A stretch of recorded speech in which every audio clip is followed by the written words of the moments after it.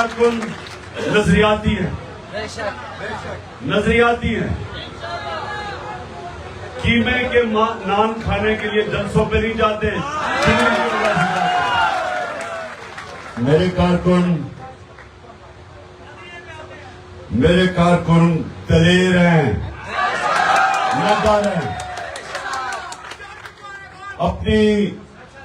اپنے خوف کے بت کو توڑ چکے ہیں،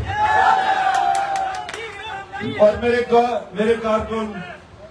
کارکنوں میں مجھے جو سب سے زیادہ چیز پسند ہے، ان میں جنون ہے۔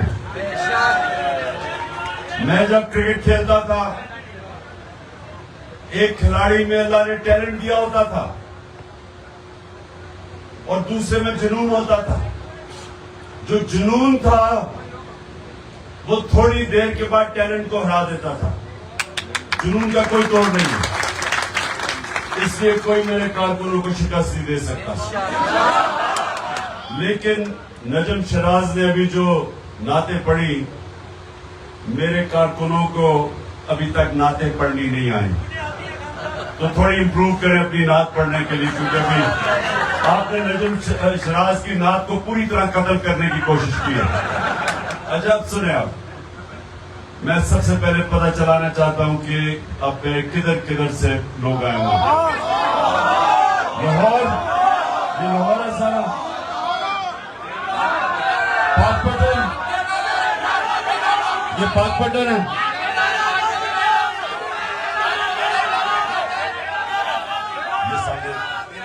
اچھا ایک منٹ، پاک پٹن تو آپ تو بابا فرید گنج شکر کی زمین سے ہو، تو آپ تو خاص اللہ کا کرم ہے آپ پہ۔ ڈیرہ غازی خان، اچھا ڈیرہ، ہاں وہ میں پرانے اپنے کارکن کو دیکھ رہا ہوں ڈیرہ غازی خان سے۔ آگے سارا ڈیرہ غازی خان، یہ سبات میاں والی کے بعد جو میں پہلا الیکشن لڑا تھا، سوات کے لوگوں نے مجھے سب سے زیادہ ووٹ دی۔ اس کے بعد سیالکوٹ، ماشاءاللہ سیالکوٹ، باجوڑ، اچھا باجوڑ، شاباش، شانگلہ، اچھا وہ کونے پہ، ہاں میں دیکھ رہا ہوں اپنے، اور ادھر پیچھے بس بنیر، کتنے لوگ ہیں بنیر سے؟ بنیر سے مجھے نہیں نظر آ رہے لوگ۔ اچھا بنیر کل ہے بنیر۔ اچھا جی اب ذرا سنیں، مکمل خاموشی۔ اب میرا کام ہے، یاد رکھنا ایک لیڈر باپ کی طرح ہوتا ہے۔ اب جس طرح میں اپنے بیٹوں کو اپنے دین اسلام کی تربیت کرتا ہوں، اسی طرح میں اب آپ کو کرنے لگا ہوں۔ اور یہ یاد رکھیں، میں پھر سے واضح کرتا ہوں، میں کوئی اسلام کا عالم نہیں ہوں، میری اپنی زندگی کے تجربے سے آہستہ آہستہ، کیونکہ اللہ قرآن میں کہتا ہے میں جب چاہوں کسی کو سیدھے راستے پہ لگا سکتا ہوں۔ یہ یاد رکھیں، قرآن میں اللہ کہتا ہے میں جب چاہوں کسی کو بھی سیدھے راستے پہ لگا سکتا ہے۔ تو جس کو وہ سیدھے راستے پہ لگاتا ہے، اس کو کوشش کرنی چاہیے کہ باقی انسانوں کو بھی اس راستے پہ لے کے آئے۔ آپ جب نماز پڑھتے ہیں، خاموشی، یہ سنیں ذرا غور سے، آپ اللہ سے پہلے آپ اللہ کی تعریف بیان کرتے ہیں کہ سب تعریفیں اللہ تیرے لیے، پھر آپ اس کی تعریف کرتے ہیں کہ وہ رحمان اور رحیم ہے، معاف کرنے والا اللہ ہے، پھر آپ اس کی سب سے بڑی تعریف مالک یوم الدین، انصاف کرنے والا خدا ہے۔ جو اللہ فیصلے کرتا ہے انسانوں کے اوپر، وہ دلوں کے بھی راز جانتا ہے، اعمال بھی جانتا ہے، تو وہ سب سے بڑا جج ہے، انصاف کرنے والا۔ لیکن مانگتے آپ اللہ سے صرف ایک چیز ہے، وہ کیا ہے؟ یا اللہ مجھے ان کے راستے پہ لگا. اب یہ سمجھنے والی بات ہے. راستہ مانگ رہے ہیں. اللہ نے یہ نہیں کہا کہ اس منزل پہ لے کے جا, اس راستے پہ لگاؤ. یہ سمجھنے کی بات ہے. کیونکہ اگر وہ منزل ہو تو اللہ کے پیغمبر وہ تو سب سے اللہ کے قریب تھے, لیکن اللہ نے پیغمبروں کو بھی کہا کہ جب تک وہ زندہ ہیں وہ نماز پڑھتے ہیں, کہ وہ بھی مانگتے ہیں سیدھا راستہ. اس کا مطلب یہ ایک بہت بڑی جہاد ہے اس راستے کے اوپر, اور وہ راستہ ہمارے لیے ہمارے نبی صلی اللہ علیہ وسلم کا, جس کے وجہ سے اللہ حکم کرتا ہے ان کے راستے پہ چلو, ان کی سنت پہ چلو, ان کی شریعہ پہ چلو. اللہ کیوں کہتا ہے؟ ہماری بہتری کے لیے. یہ یاد رکھنا کہ جو بھی ان کے راستے پہ چلے گا وہ ہے عظمت کا راستہ. دنیا کی تاریخ میں کسی انسان کو اتنی عزت اور اتنا کارنامے نہیں ہے جو ایک انسان ہمارے نبی صلی اللہ علیہ وسلم کے. کسی انسان چاہے وہ مسلمان ہو یا نہ ہو, کوئی دنیا کے اندر انسان نہیں آیا جس کی وہ اچیومنٹس ہیں جو ہمارے نبی صلی اللہ علیہ وسلم کی.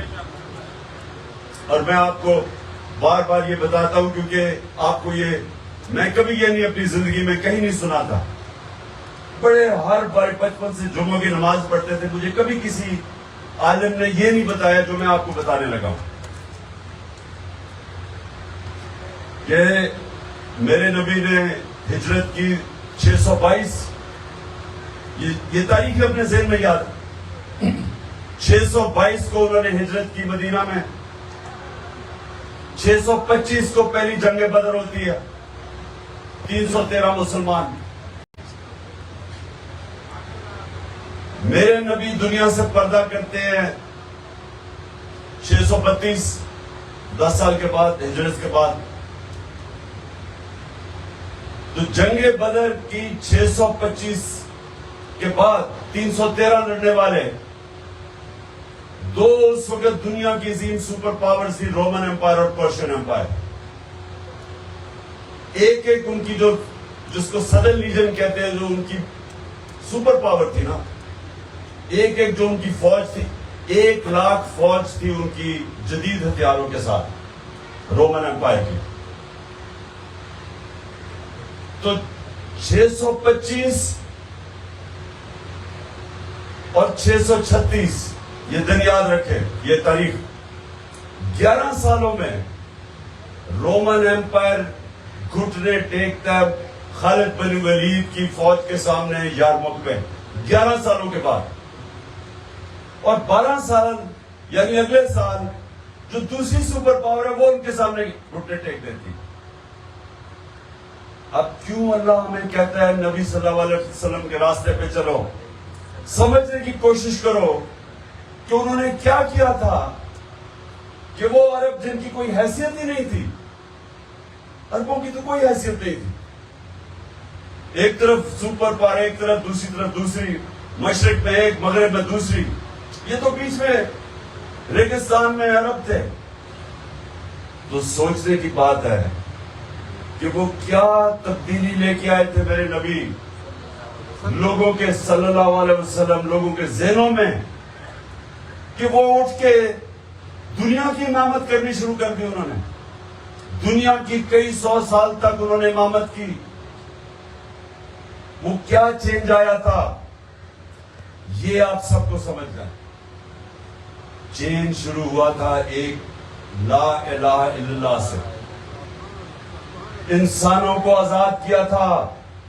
جب آپ دعویٰ کرتے ہیں اللہ کے سوا میں کسی کے سامنے نہیں جھکتا, انسان اپنی آزادی کا دعویٰ کرتا ہے, اور صرف آزاد انسان امامت کرتے ہیں, کبھی غلامی امامت کرتے ہیں, آزاد انسان کرتے ہیں. تو پہلے تو انہوں نے اندرونی طور پہ آزاد کیا. جب یہ آپ دعویٰ کرتے ہیں تو آپ بت توڑ دیتے ہیں جو انسان کو زمین پہ رکھتے ہیں. جو میں بار بار ایک مولانا روبی کا, انہوں نے جب کہا نا کہ جب اللہ نے تمہیں پر دیے ہیں تو کیوں زمین پہ رینگ رہے ہو, مطلب یہ کہ اللہ نے تمہیں اشرف المخلوقات بنایا, عظیم مخلوق, لیکن قرآن میں اللہ کہتا ہے جب انسان گرتا تو جانوروں سے بھی نیچے گر جاتا ہے. تو اپنا مقام پہچانو. وہ شروع ہوتا ہے لا الہ الا اللہ سے.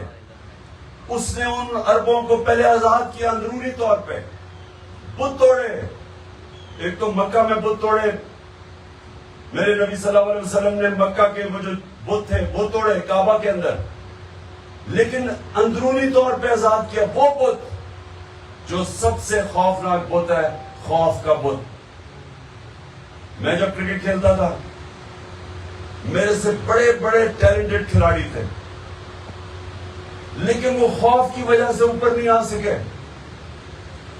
بیٹسمین گیند لگنے سے ڈرتے تھے کہ تیز بولر سے بیٹسمین ڈرتا تھا, اوپر نہیں آ سکا, خوف کو نہیں قابو پا سکا, بڑا کھلاڑی نہیں بنا.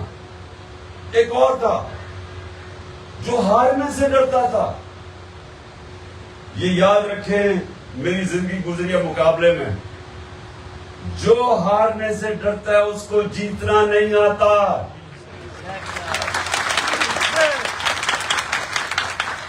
کوئی فوجی سنیں, کوئی فوجی وہ تب تک بڑے کارنامے نہیں انجام دیتا جب تک اپنے موت کے خوف کے اوپر قابو نہیں پاتا.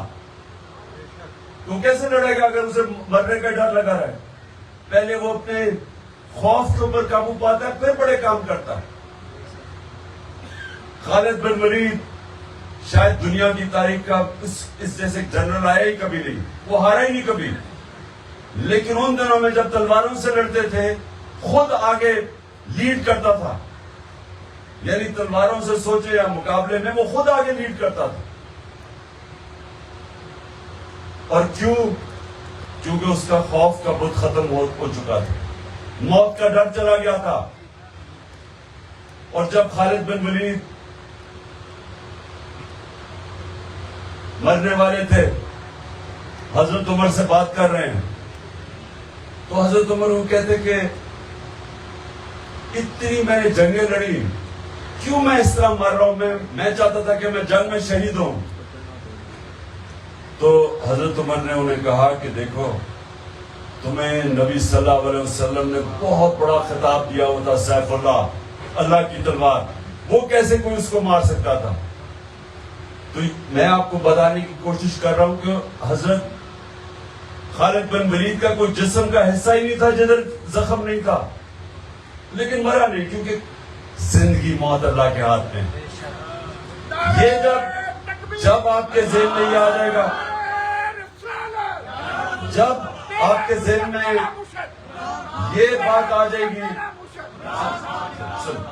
جب آپ کے ذہن میں یہ آ جائے گا کہ انسان سے اللہ نے وہ حق ہی لے لیا مارنے کا کسی کو, وہ اللہ کا فیصلہ ہے. وہ یا اپنے تلوار سے جانا یا شہادت سے جانا یا کینسر سے جانا, وہ اللہ کا فیصلہ ہے. انسان کو آزاد کیا اس خوف سے. اور دوسرا خوف کہ میری جی روزی نہ چلی جائے. اب یہ کئی پولیس والوں نے, رینجرز نے ظلم کیا کہ یہاں ایک اور پتا تھا غلط کر رہے ہیں, عورتیں بچے ہیں یہاں, شیل مار رہے ہیں, وہ پیلٹ گنز مار رہے ہیں, پتا تھا غلط ہے, لیکن نوکری زیادہ, رزق زیادہ عزیز تھی. ایمان اعتماد نہیں تھا کہ اللہ کے ہاتھ میں ہے رزق.